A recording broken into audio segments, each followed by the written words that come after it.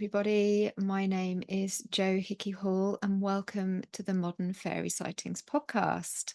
I'm here, or back here, with friend of the podcast, Joshua Cutchin, author and researcher, author of 7 books and counting right now.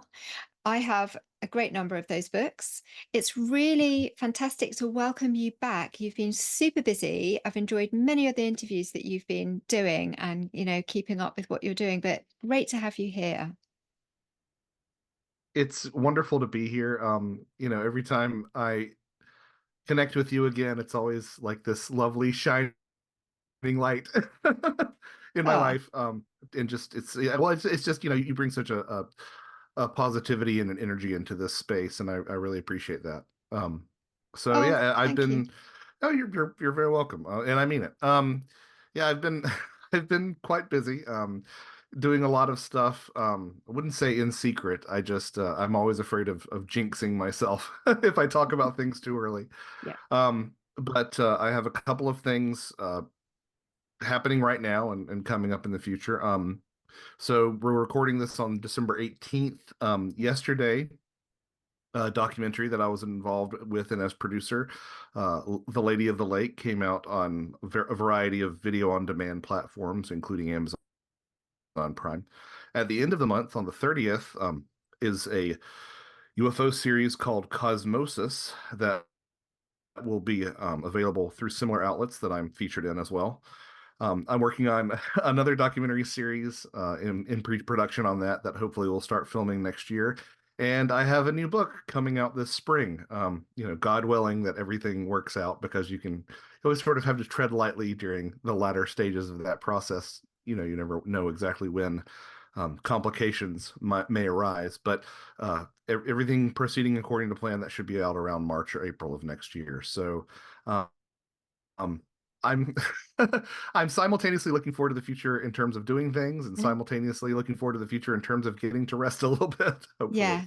I mean, I really hope you get some rest over the holiday period. You've been doing so much. I mean, but there was a number of areas we were going to talk about actually. And then, as I said, I was kind of looking through Instagram this morning and saw that, the film had released. And I mean, I can't wait to see it. Obviously, I only saw it this morning and I am looking forward to watching this film. But I've been looking into the case. So I hope that we can talk about this shortly because it sounds very exciting. And the great thing about it, it's called The Lady of the Lake.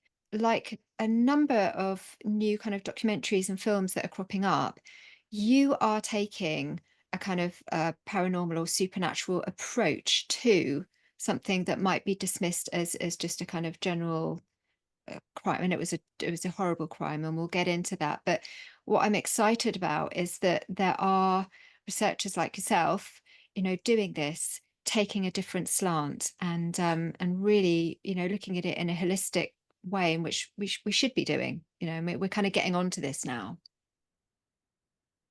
Yeah, I think that is actually an excellent summary of sort of where the direction from which the documentary approaches the subject matter. As you alluded to, it is a real life case, so I suppose for some people it will scratch that true crime itch. But in 1937, Hallie Illingsworth disappeared from a small town in Washington State near Lake Crescent. And 1940, July of 1940, her remains were discovered in Lake Crescent. And Eerily enough, they were noticed by fishermen in a boat who noticed a hand reaching above the waves. And when they retrieved Hallie's remains, it was discovered that the conditions in the lake had actually it's called saponification, and it basically turned the soft tissues in the body to something resembling soap. This is something that does happen in certain cases. All very macabre, all very disturbing, and in terms of the violence visited upon her, and there is, depending on whom you talk to, the case is maybe unsolved, but there is a resolution to the case, and I think that, and the filmmakers think that, the other filmmakers rather think that. But it it does engage with this at a different level than I think most documentaries in this space do. I don't know about you, but I've grown sort of tired of these media outlets like trying to prove the existence of these things. Like I think we're Yeah. so far beyond that as a question. Yeah. I mean, these things happen. Deal with it. Try to figure out. The question is in what sort of context they happen and what they Yeah. mean. Like those are the questions It's that I think those of us who are into this are really interested in.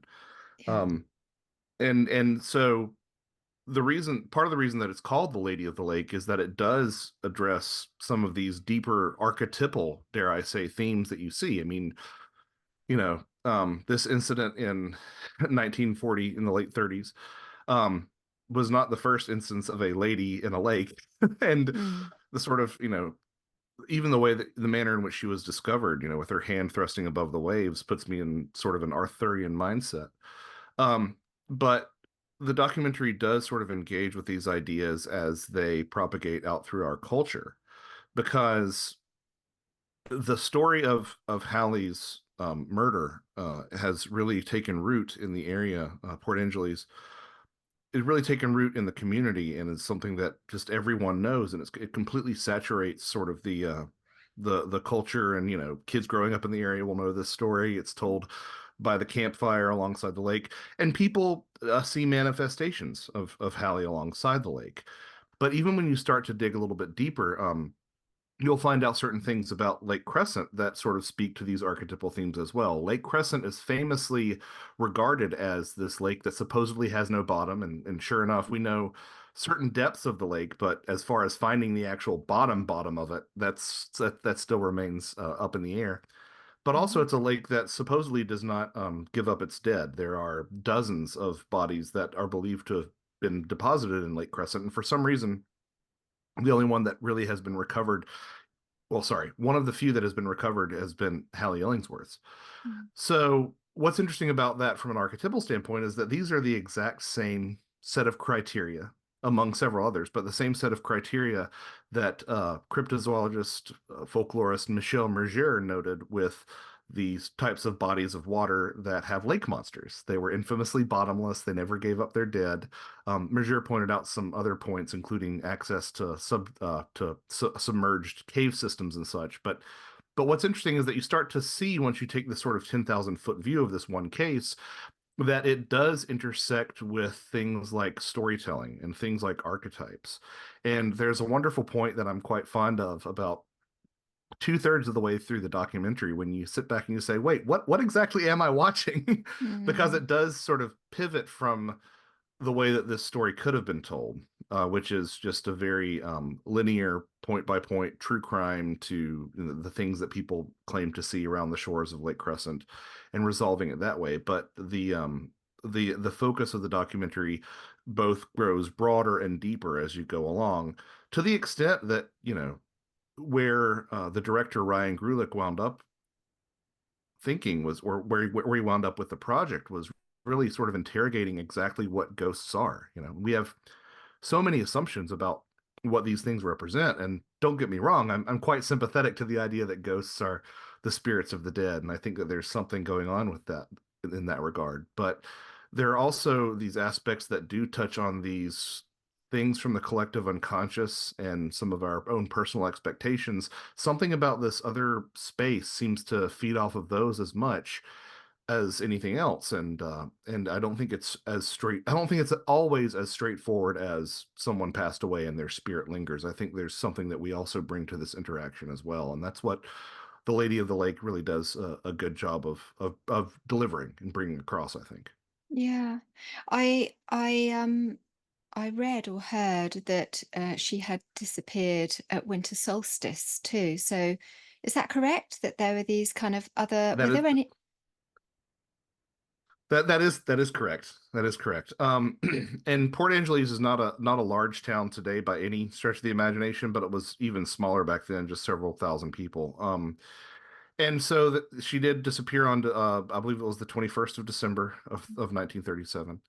And yeah, and it was quite a sensation when she was rediscovered. There was a film that was made at the time that didn't really follow the actual storyline of the disappearance that well, but it was, even beyond that, it was very it was sort of competing for coverage with World War II.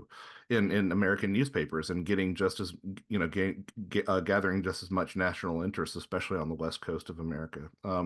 So yeah, there are again, but is an interesting detail once we're in this sort of archetypal stratum of what we're Yeah. talking about here, that she would have disappeared on the winter solstice as well. Yeah. Yeah. Yeah, there's so much to this because there are a number of people that I've spoken to, my guests, who have had experiences near waterways, and often there's shape-shifting is involved, or the sense that there are potential elements of shape-shifting being involved. Um, a lot, as you know, a lot of fairy experiences do take place around thresholds, whether they are kind of, daytime to night, twilight and dawn, but these turns of the wheel of the year as well. Were there any other No, aspects of no. like, yeah, yeah, go. Oh, I was just going to say on that theme of water. I mean, yeah, a case could be made that something about water is indeed goes hand in glove with the paranormal or the supernatural. I use those terms interchangeably. But people have compared maps of river systems and rainfall to maps of Bigfoot sightings with a great deal of correlation. Obviously, you have those lake monster traditions that we've mentioned. Yeah. Um, Fairy sightings being near water. I believe it was Claude Lecouteux who claimed that fairies were something of an aquatic genus. They were never spotted too far from Yeah. sources of water. I mean, a lot of these Marian apparitions that take place at grottos and such can very easily be fit within a fairy context, to the extent that I Mm. believe it was Lourdes, the apparitions at Lourdes, that actually began as sort of a small woman in white that later was turned into or evolved into a Marian Yes. apparition. And then there's an extensive history of UFOs being sighted around bodies of water, to the extent that they sometimes emerge from or disappear into bodies of water. So there's something about this, and depending on which parapsychologist you speak with, they might say, "Oh, the reason this place is haunted is because there's an underground stream." I don't think there's any one reason that we can pinpoint for certain haunted locales, but water does seem to be a unifying factor in a lot of these different cases, for sure. Yeah.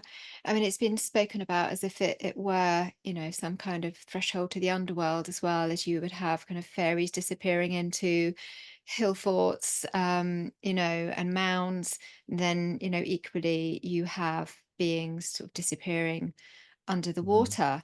And Oh so, no, precisely.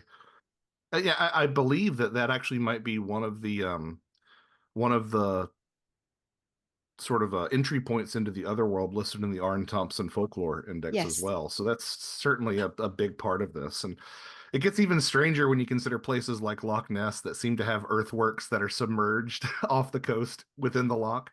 Um, and the way that sort of water levels everywhere will sort of rise and reclaim certain spots. But again, I'm afraid people sort of get the wrong end of the stick sometimes when I talk about these things being archetypal or from the collective unconscious. They'll say that I'm saying that they aren't real, and to the contrary, I think it says a lot about the nature of reality that these themes and these motifs will sort of bleed into our reality as things that, like, you and I standing on the shore would be able to see together. I think that's Mhm. that's quite fascinating. And there's something about this idea of the unconscious, the submerged, the Yeah. hidden, that really, I think, these sort of bodies of water speak to. Absolutely. So whereas you would have, if you think of kind of, makes me think about the earth itself, what goes on beneath the depths of the earth itself is a living being, a living entity. And then, you have what you see above ground, and then you have what appears to come from the heavens. And the same with us, we have kind of the soul and the spirit, and what is, deep within our consciousness, deep within our soul, that sometimes arises, and the same with the earth, and with the water, with the seas. So yeah, I guess it is no surprise. But within your research now, as I mentioned at the beginning, you've written 7 books, along, particularly looking at Bigfoot, Sasquatch. You have looked at aliens, and kind of UFO, or sort of inverted commas, UFO encounters, whatever people kind of make of those. Um, whether they are, sort of physical, or something else. And then, of course, your Ecology of Souls, which I have both volumes sitting here beside me now. I just wonder, in your in your research, what have you noticed about the encounters that be they fairy, Bigfoot, and I know you've just said that there a lot of them kind of correlate around these watery areas. But for me, what I'm finding in the guests with the guests that I speak to is that when encounters take place near water, they're often quite pokey.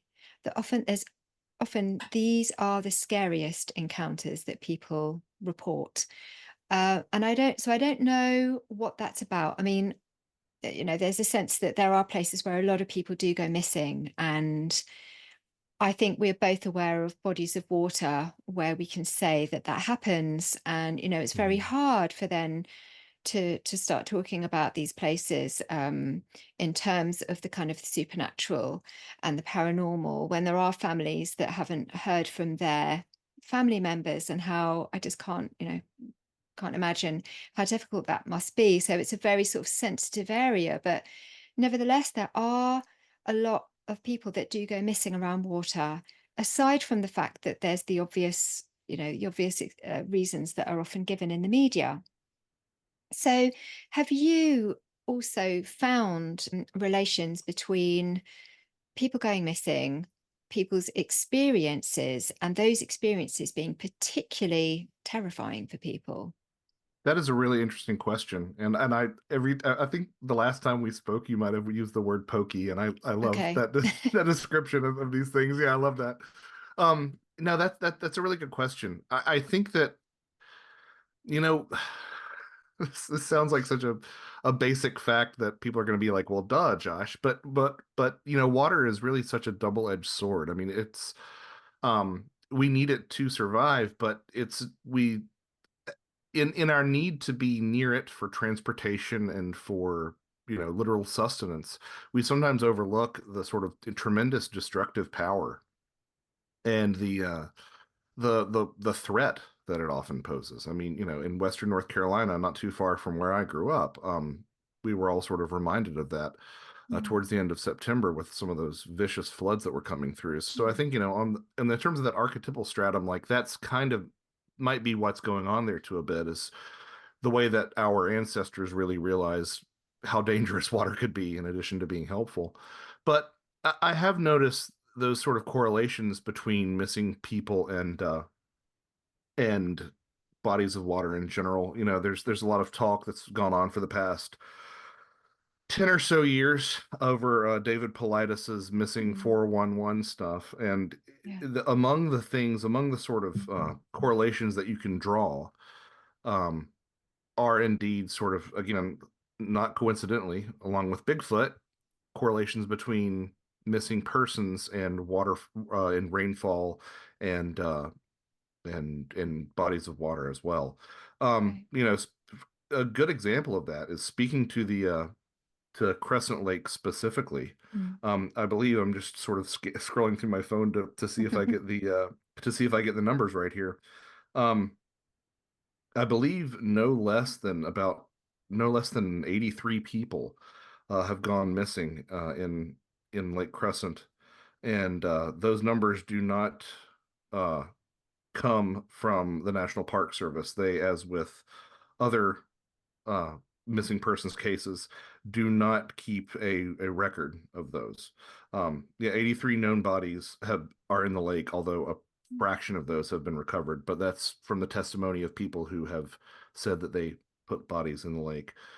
Um, And that's so, is that all around the lake? Is that in different areas? well, it's a large lake. I mean, that's one Yeah. thing to remember. But yeah, Mm, yeah, and what's sort of darkly fascinating about Lake Crescent is that the temperature is such that it never really gets that high above freezing. So the mm, state of preservation, they could all be preserved like Hallie. yeah. But yeah, I think that, even when you don't look at necessarily at like contemporary cases of anomalous experiences around water. You've got all these traditions of like, water horses and some of these Mm. other sort of fairy entities that would sort of lure people onto their backs and then go trotting off into the water as well. And I think that a strong case could be made, um, for some of these missing persons cases that oftentimes do sort of have the fingerprints of negative fairy activity, quite frankly.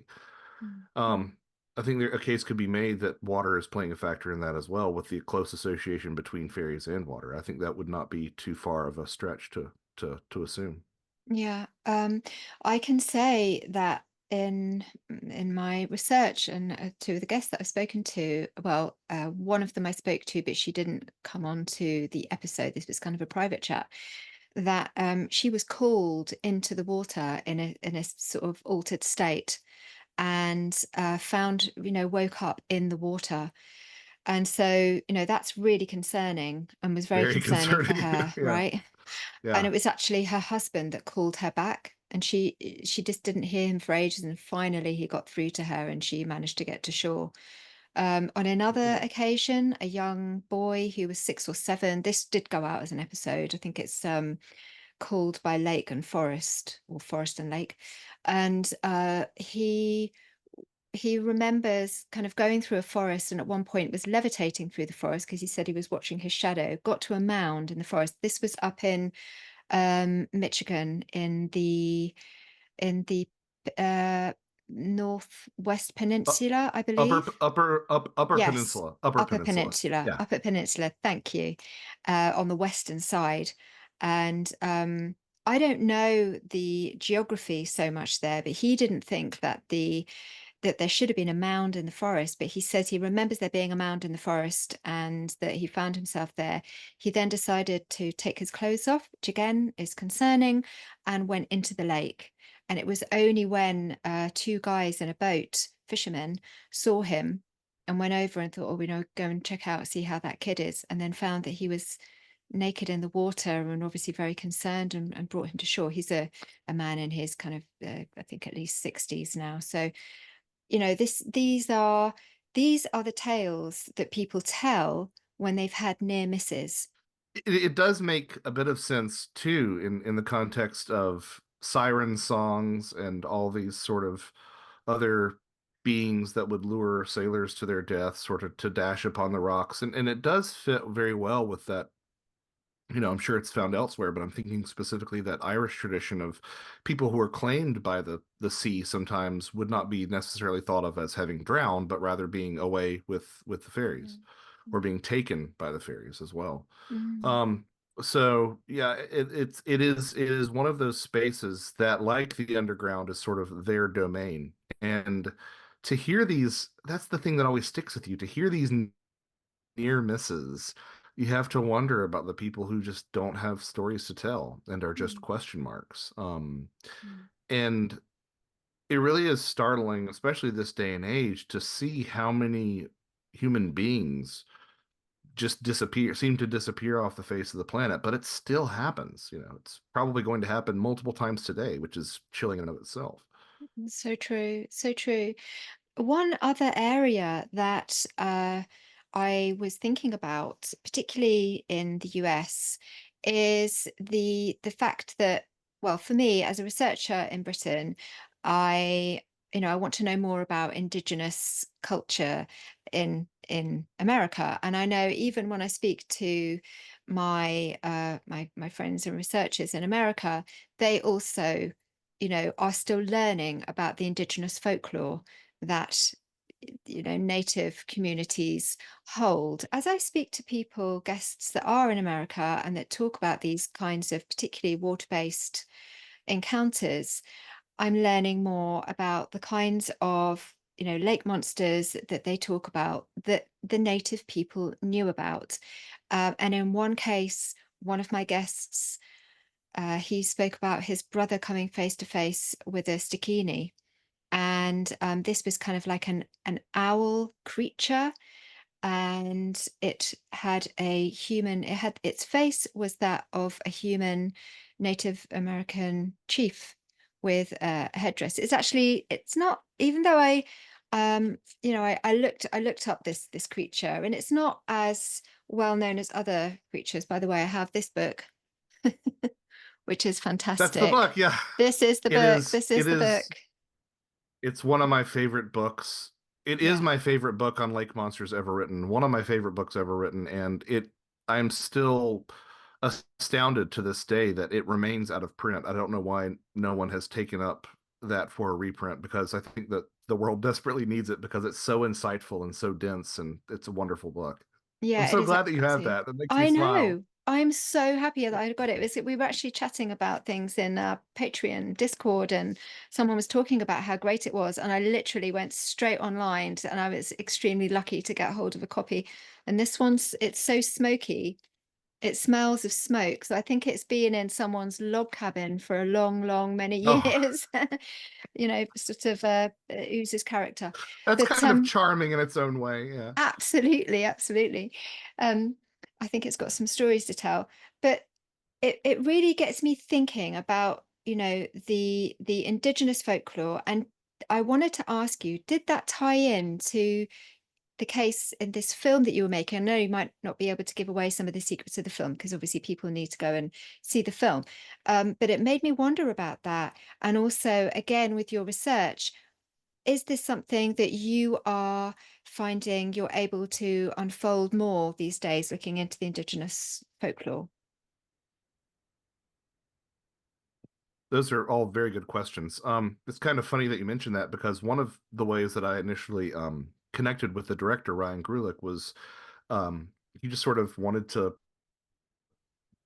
bug me about some things that he was interested in. And one of the things that came up were this tradition that you'll find in some Western indigenous North American tribes of the water babies, which were, these fairy-like beings, for lack of a better term, that would appear in rivers, creeks, springs, etc., and would oftentimes, send out the cry of an infant in distress to lure people down to the water's edge. Very much in line with what we were talking about Yeah, people sort of being compelled to the water. And that's, yeah. as a slight tangent, interestingly enough, I've done some research into the sound of infants crying, and there is stuff that is hardwired into your mammalian brain to respond to that. Like, even if you don't like kids, even if you don't have kids, like, there is a part of you Mm, that is hardwired to respond to that, which is sort of chilling to sort of consider how another being could leverage that to their advantage. But yeah. that does factor into this, not explicitly but sort of obliquely, in terms of the way that sometimes the specter of Hallie is seen around the shores of the lake crying. But even that in and of itself, this woman oftentimes in white crying by the shores of a body of water speaks to Latin American traditions of La Llorona, this sort of weeping mother who is seen throughout a lot of Spanish-speaking countries, throughout Mexico and on down through South America. Oh. Um, so again, it's this sort of archetypal level that we're playing at, and I too have resonated so much with North America's indigenous fairy traditions, because some of them are just so striking in their similarities to the old world. Mm, The example that I always love to use, and we can talk about it a little bit more if you're so inclined, but we don't necessarily have to. In my part of the United States, the southeastern United States, which is where I grew up, and I live about 4 or 5 hours from where I grew up down here in Georgia. This was Cherokee country. This was Creek country. And the Cherokee fairy traditions, first of all, there's several different types of Cherokee little people traditions or fairy traditions. There are the Unituancy, and there are some that they explicitly just call fairies. But the ones that I'm most interested in are the Nunyanahi. And the Nunyanahi stories are so confronting for me, because you read them, and if you're, you know, if you approach these things like I do, which is, um, you're looking for similarities, you're trying to be comparative, but you're also keeping an open mind, but not too open. You're sort of being aware of, this country's colonial past and all that stuff. mm, The similarities are so close to what you see in Western Europe and their fairy traditions that you are sort of left, in my opinion, with one of two conclusions. The first is the possibility of cultural contamination, and that these ethnographers were trying to force Western European fairy belief onto Cherokee fairy belief, mm. or that these stories are so similar because this is the way human beings interact with these things. They're similar because people are experiencing the same thing regardless of where they Yeah, are. yeah. And so with the Nanyanahi, you see an association with earthworks that you don't see as strongly elsewhere in the Americas. Mm. It's a very prevalent thing, in your part of the world, but over here you don't get that sort of mound fairy connection in indigenous lore as much. With the Nanyanahi, it's very explicit. There's a really interesting story about some Nanyanahi up near Franklin, North Carolina, that in the traditional Cherokee legends, that was sort of a tribal center, and there was an impending war that was being leveraged against the Cherokee, and the Nanyanahi actually poured out of the mound to defend the Cherokee on their behalf. Mm. Centuries, perhaps millennia later, as the town of Franklin, North Carolina, grew up around that old Niquosi Mound was the name of the mound. Um, and they were in the midst of the American Civil War. The story apparently repeated itself, according to local legend, that the town of Franklin was very poorly defended against invading forces, and the Nanyanahi actually emerged from the mound to stand at street corners and to populate the city to the extent that the invading forces thought that the town was well defended and should be avoided.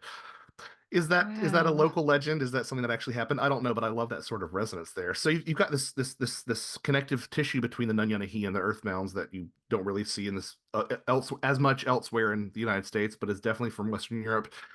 And then you go into some other stuff about the Nanyanahi, about people experiencing time dilation in their midst. This sort of like, you go there and an hour seems like a day and a day seems like an hour. Those sort of stories you'll find as well. There's another story which I find really fascinating if you put it in the context of UFOs and fairies, which, anybody who's familiar with my work knows Mm. that I definitely see some connective tissue there, as discussed by Jacques Vallée and numerous others. But there's a story, again, from this part of the country, specifically Western North Carolina, Nautilus Town, sort of around there, um, where a group of the Nanyanahi said that they would be moving one of their earthen mounds, relocating it to a new spot.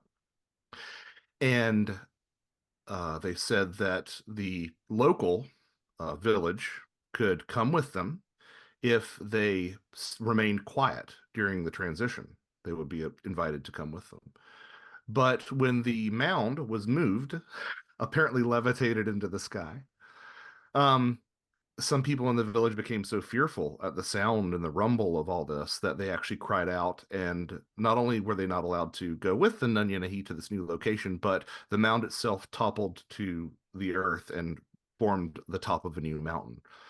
Now, of course, there's the ancient aliens way of looking at this, like, oh, these were extraterrestrials that had landed here. But that's not for me.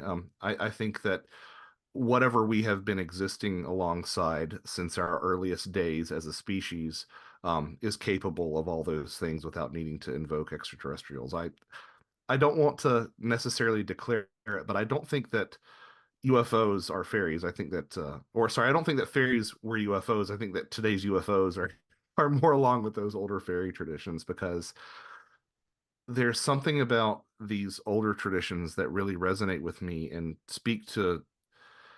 I think that there's the relationship between us and this other world is so much more intimate than anything that's captured in modern discussion of extraterrestrial visitors. That feels so cold and, pardon the pun, alien to me, Mm. that I find so much more personal resonance and utility with the idea that this thing that you and I are talking about right now is in this room with me right now. It's alongside us, and it has a vested interest in us, um, as much as we should have in them.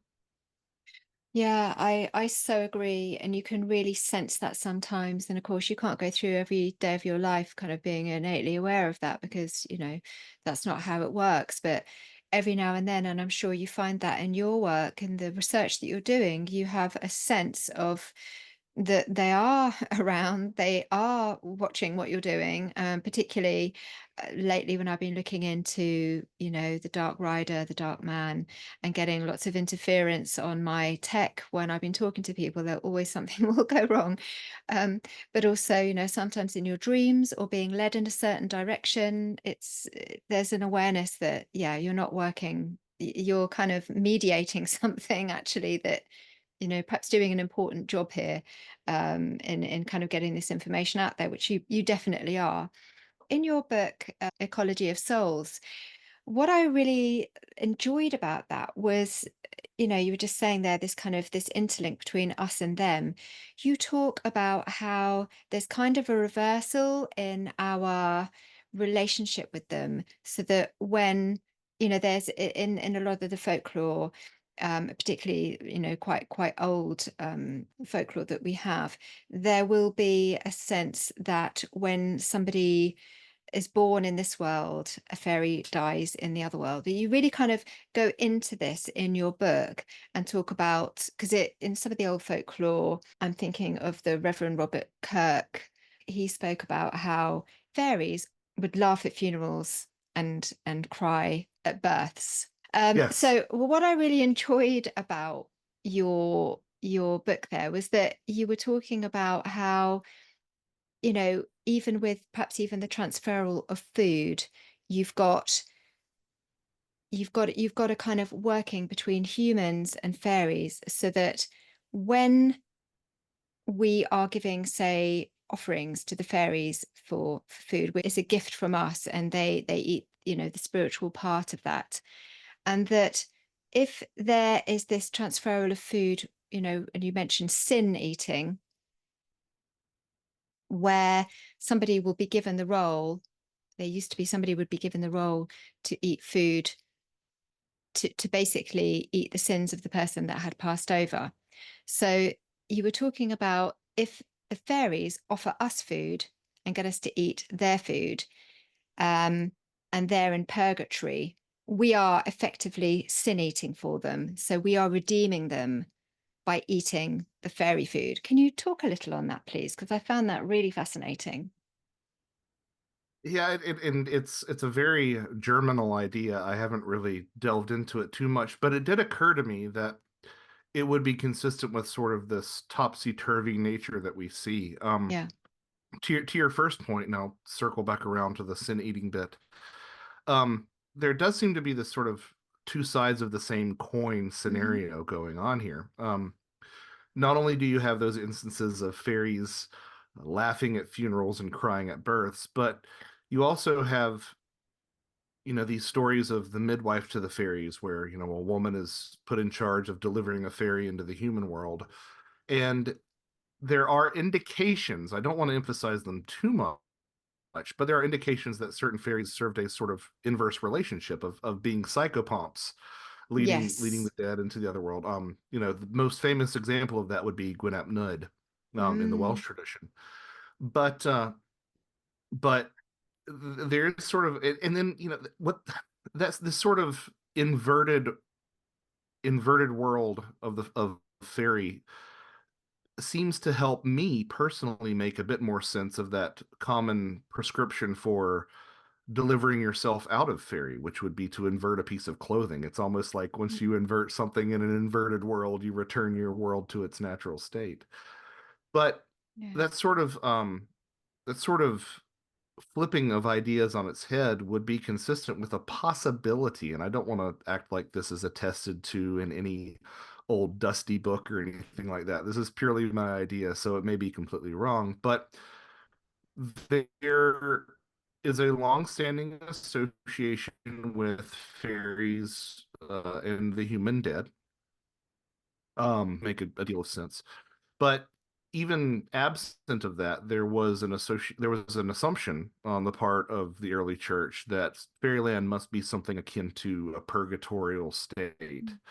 Um, and to the extent that there were some writers in the church who declared that, I remain quite ambivalent on that proposal. But if this is sort of a purgatorial state, and they are in some sense us, then perhaps a good way to get out of purgatory would be the offering of food in that sort of sin eater tradition. The Mm. idea of the sin eater being that uh, the the sins of someone as they pass away are transferred into bread, which is then taken on. That burden is taken on by someone who has, been designated by the community as a sin eater.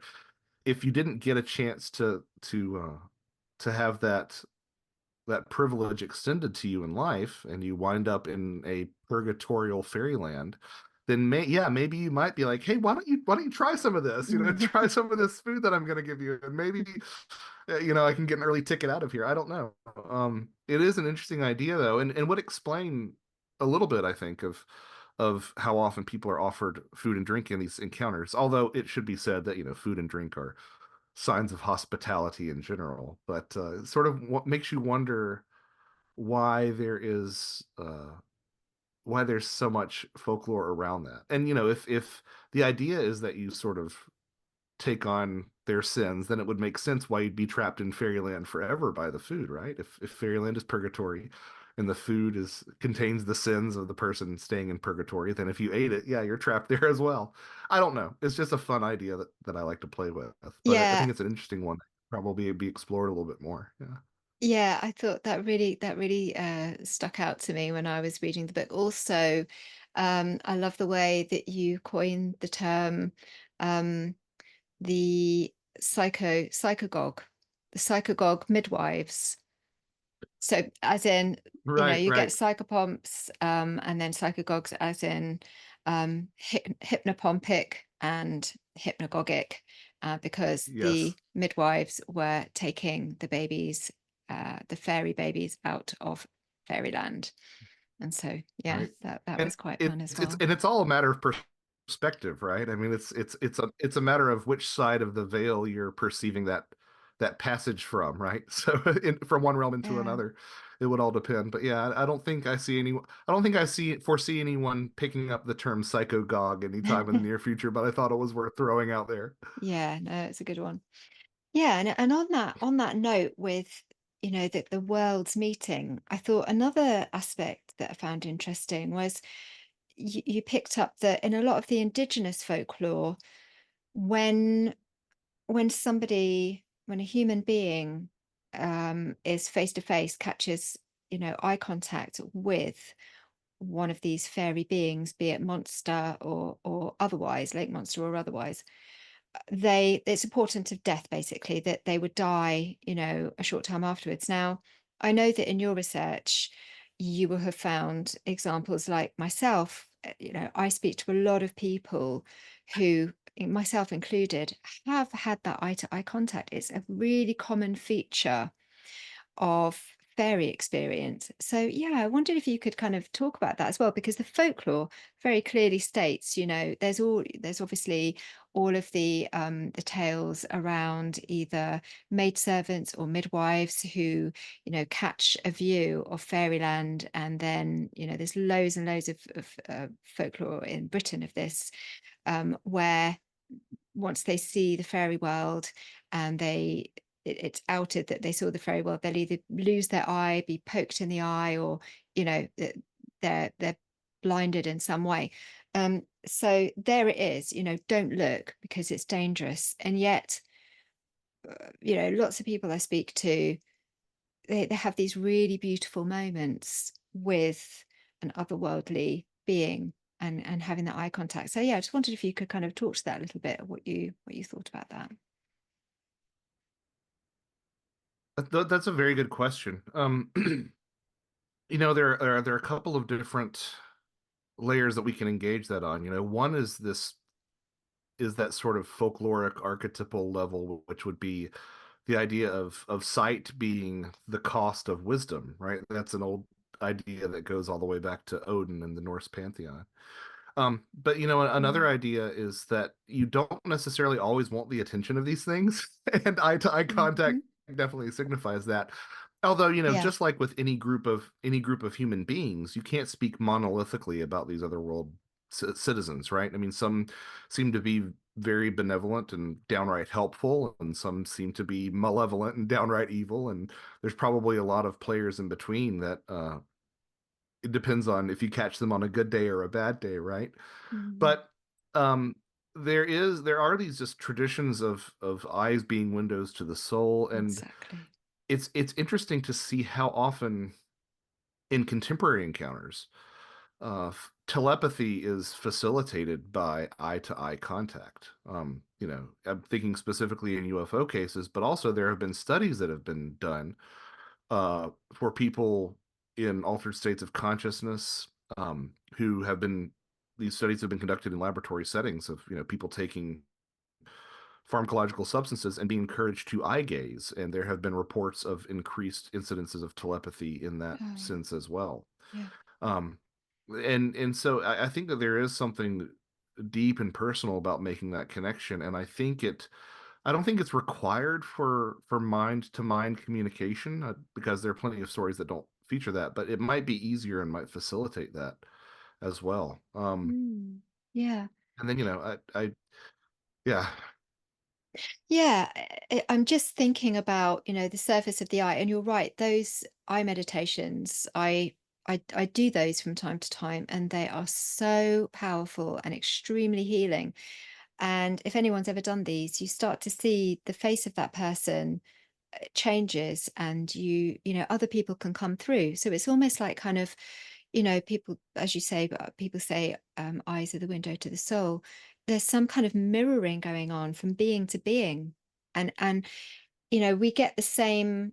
We can get the same effect, obviously from a mirror. In fact, you can do those exercises in the mirror in your own eyes and have the same experience, and the other people will come up in the mirror. It's incredible, and again, very It's really powerful. wild. It's really Yeah, wild. it really is. It really is. But also then if we think about even then the surface of the lake too, so you've got these inversions, you've got these worlds meeting, whether it be the kind of, right, the sky, and even the mountains themselves, or you've got the upside and then it goes down, you've still got the mountain, but it's an inversion. So this, the layer of the lake, the layer of the eye, the mirror, you have these inverted worlds. There's something in that, isn't there? There is totally something in there, and you know, I think that you can also bring this back around to those ancient traditions of scrying and looking in black mirrors and the sort of things that you'll coax out of that. And it's so funny the number of people that you talk to who will tell you that the supernatural or magic isn't real. And you ask them, have you ever tried scrying? Have you ever tried staring into a black mirror with lit by candlelight? It doesn't Yeah. take long.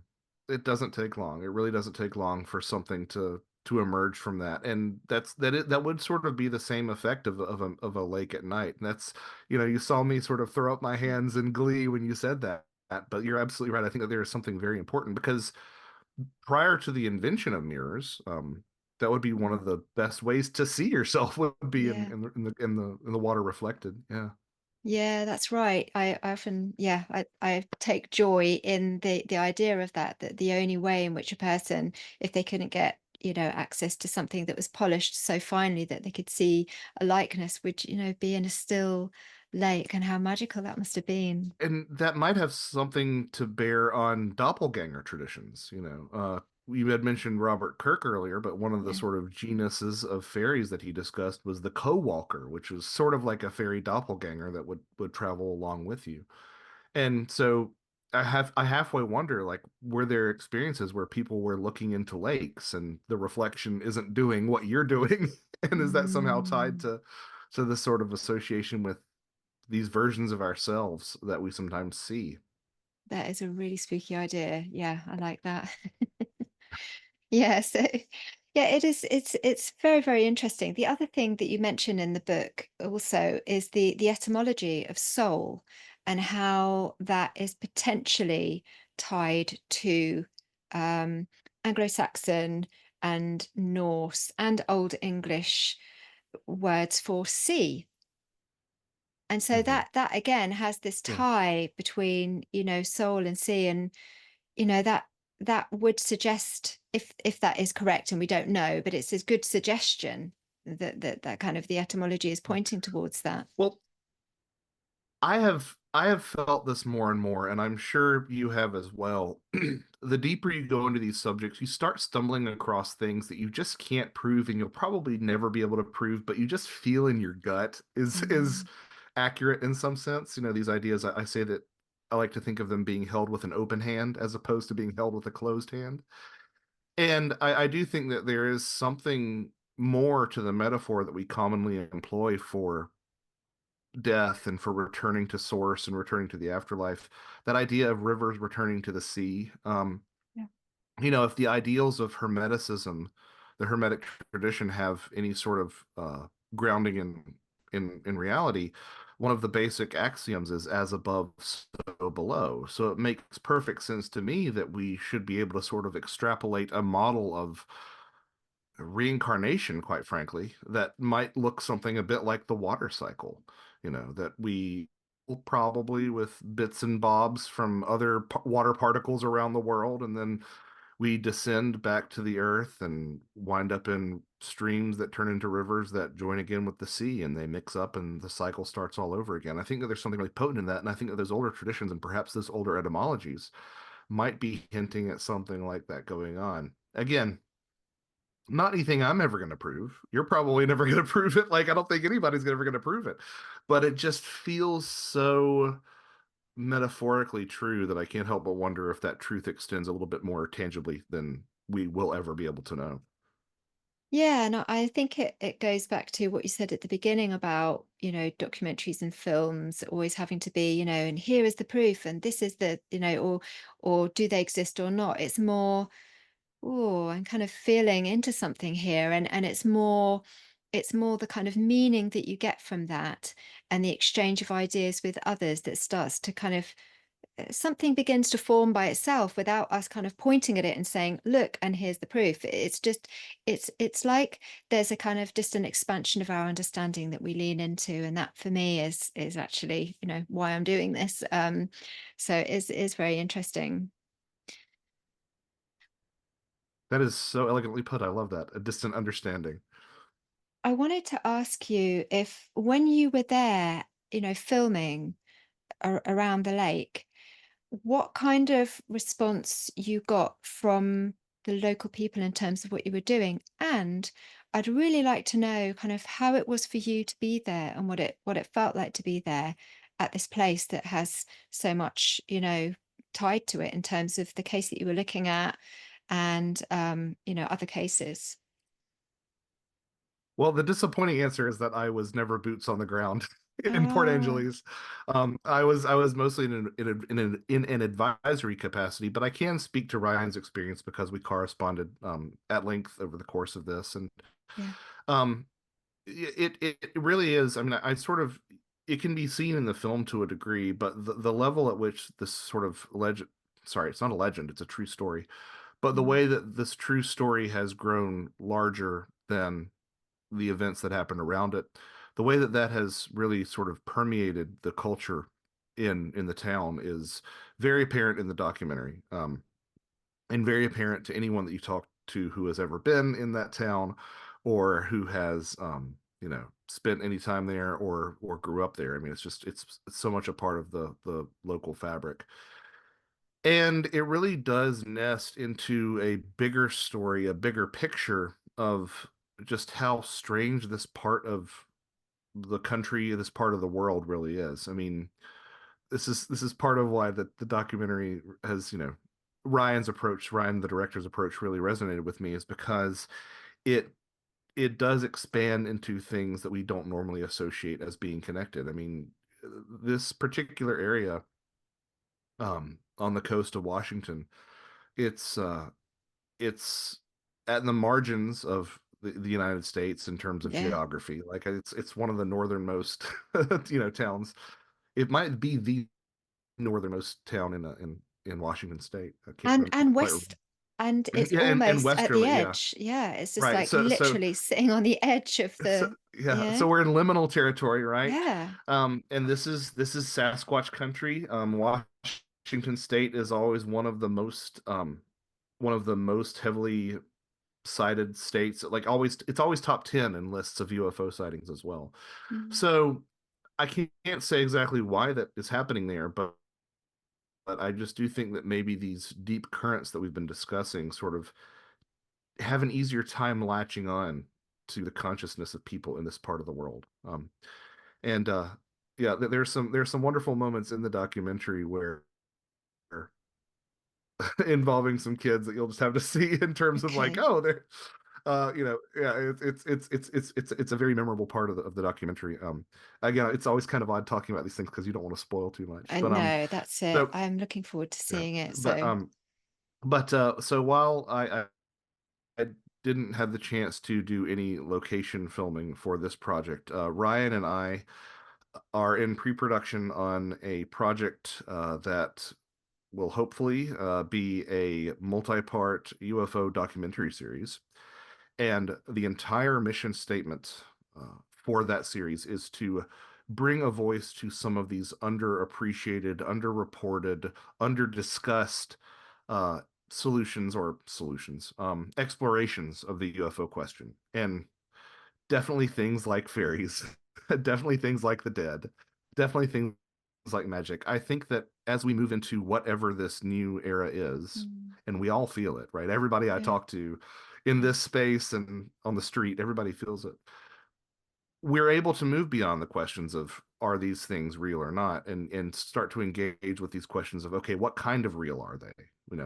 What kind of real are they, and what tradition that we have as a worldwide community speaks most presciently to this question of their reality. So that's something that we'll be doing, and I'll be much more in the field and on the ground in that project.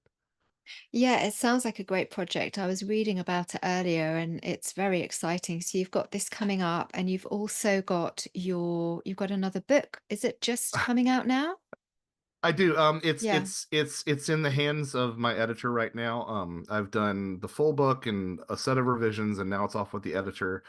And anticipating that process goes smoothly, it should be out in the spring of 2025. I'm hoping for March or April. It's called Fourth Wall Phantoms, and it's a bit of a controversial topic. It's about fictions that have made the leap into our reality. There are some famous Mm. examples of this. A very famous example involves comic book creator Alan Moore, who created John Constantine, the occult detective, who claims that after creating Constantine, he saw Constantine in a sandwich shop Wow. Yeah. in London. Yeah. Um, and Yeah. these are stories that there are tons of these stories. Yeah. They're everywhere, but no one really wants to touch them because they make those of us who are involved in this topic, these fields, they make us seem even crazier than we already are, right? But that doesn't mean that these stories are going away, and it doesn't mean that they don't deserve our attention, and it doesn't mean that you have to believe every one either. But there, this is a very common phenomenon. Some of our most celebrated creative people have experienced this. Alice Walker, Rudyard Kipling, Shelley, I think Byron as well. Like it's just a list upon list upon list of people who have interacted with their fictional characters in the real world. Sometimes in subtle ways and sometimes in very overt ways, like full-bodied apparitions.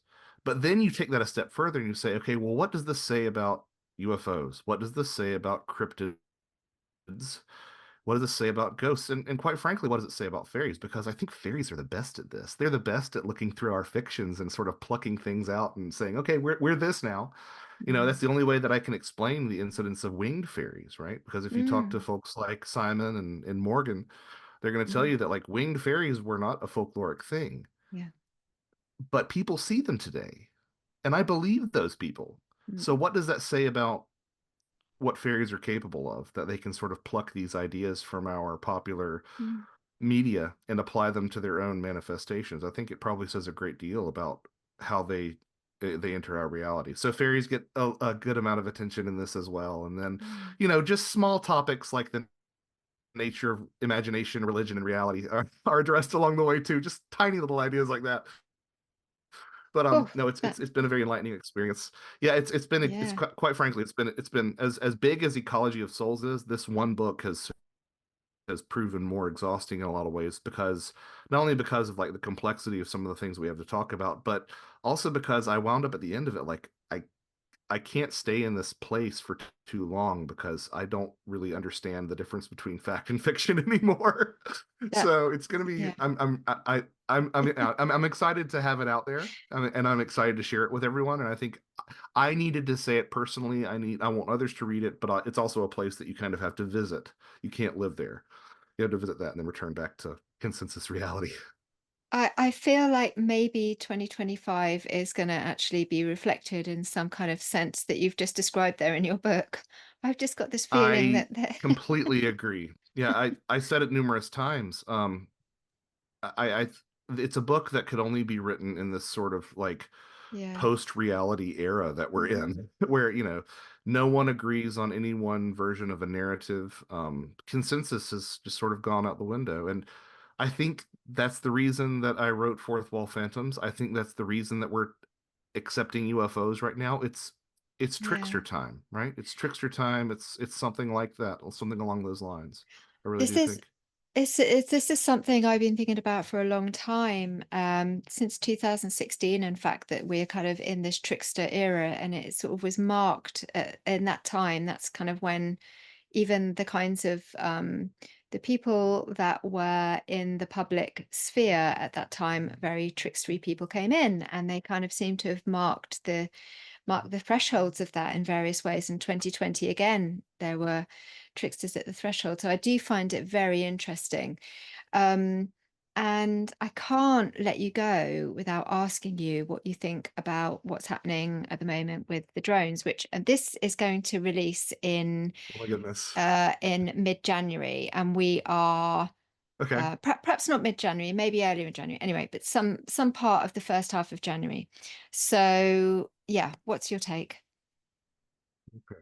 Well, in the event that I've not been proven completely wrong with what I'm about to say, since in that event that something hasn't come out between now and then, I think something that, as we grasp the reality of the UFO question, we really need to start coming to grips with a second order of thinking, which is, okay, it's probably not all one thing, right? In any given instance, right? It's probably a multitude of things. And I think that this drone swarm, such as it is right now, is probably another example of that. I have seen plenty of videos and photos where I'm like, that's conventional. That's a conventional terrestrial aircraft.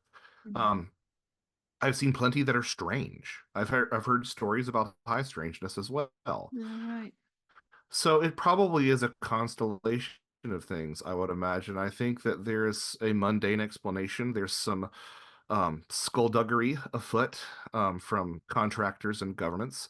I also think that these sort of things attract the phenomena like a moth to a Mm. flame. It gives it a plausible deniability with which to cloak itself. And then you add on to that the fact that people are actually paying attention to the skies, perhaps for the first time in their lives. And you do get a flood of just data points, right? What I think is the will be the most lasting, and again, who knows, opinions like predictions age like milk, right? Mm. They always go bad. But I suspect that the most lasting legacy from this point in the timeline, ufologically speaking, will be that our concept of UFOs, what we expect to see in the skies, has changed. And this is something that you can follow throughout the history of UFO sightings. There were steampunk airships around the turn of the 20th century, and that in the mid-century turned into these Art Nouveau flying saucers. And then around the 80s, they were black triangles that mirrored the stealth bomber. And, Mm. around 2017, everybody started looking at this photo of this thing that they called the Tic Tac, which was small and drone-like. And that particular chorus has been going on ever since then. Drone-like, drone. Comparisons of UFOs to drones has been happening nonstop. Mm. So, of course, now in 2024, where we get the closest thing that we've had in probably 2 or 3 decades to a genuine UFO flap, and it's all taking the form of drones. I think that represents a sea change in the way that the popular consciousness thinks about UFOs and UFO shapes and UFO sizes, regardless of how anomalous this event really is. And I think that'll be the legacy from this point in the timeline. Thank you so much. It's really interesting. It's a really good point about the fact that people are looking up at the skies too. And yeah, I agree. I feel like it's a mix of everything, and I feel like it's a kind of I like the idea also that if it is a kind of government messing around, well, they've messed around and they might find out actually, because there, there, Right, right. there'll be Well, there'll be a well, response to that. And that's the interesting thing is that like I think that maybe yes, terrestrial drone activity in New Jersey has ramped up Of course. dramatically, but the phenomenon has remained constant, right? The phenomenon has remained constant, perhaps. I'm just saying this is a Ah, scenario. right. Dr- Uh, tr Conventional drone activity has ramped, like, these things have been up there this entire time, just nobody's been noticing. Uh, Right, right. And of course, people are, flying their drones now so that they can take a look at what's happening. So there's all right. sorts feeding Yeah. into it. Yeah. But very interesting. We did have some, we were kind of chatting about it in our Patreon Discord because one of the guys in my group lives very near a military base and he was kind of noticing things going on even a month ago. There was a lot of activity going on, and he was kind of going out and researching it, and was a team of people looking into it. So it's captured our imagination, and yeah, well, I guess by the time this goes out, we should have recorded two different answers that you gave so that I could have just released the one Yes. Yeah. when we get to Yeah, January. But one for the one for the debunking and one for our alien yeah, overlords, and that way we'll exactly. all be cast in a good light regardless. No, it's fine. A good idea. Well, it's been so great to talk to you, Joshua. Where can people get hold of you? Where's the best place they can, yeah, speak to you and follow your work? JoshuaCutchin.com. That's JoshuaCutchin.com, JoshuaCutchin.com.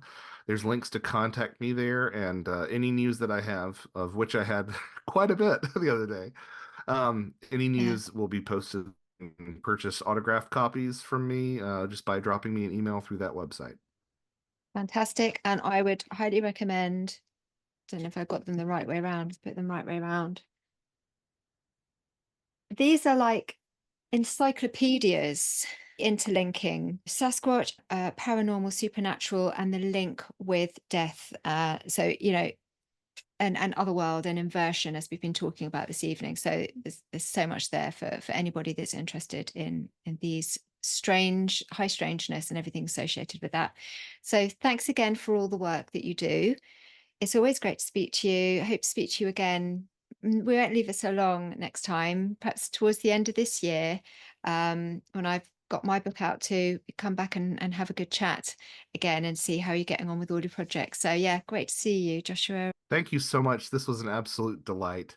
And yes, let's not make it so long. I would love to speak again soon. And I can't thank you enough for having me on. Thanks so much for listening and watching. If you enjoy the podcast, please consider joining us on Patreon for dozens more episodes of unreleased bonus content, monthly online events, and a private chat. We are a warm, supportive community, and it really helps to support the project. Find us on patreon.com/The Modern Fairy Sightings Podcast.